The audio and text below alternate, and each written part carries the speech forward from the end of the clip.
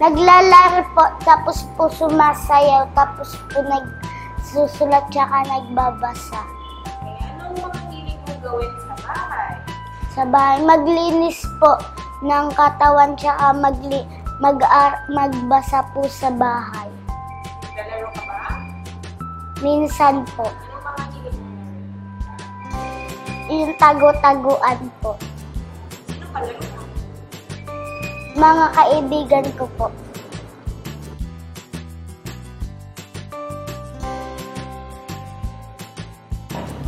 Ang favorite ko po ay magsulat sa sponsor ko para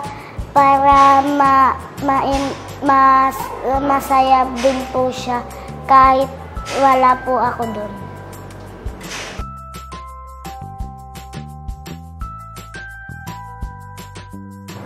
Ang idol ko po si Julian San Jose. Bakit? Kasi po kumakanta po siya ng maganda at nag-rap din po siya habang kumakanta.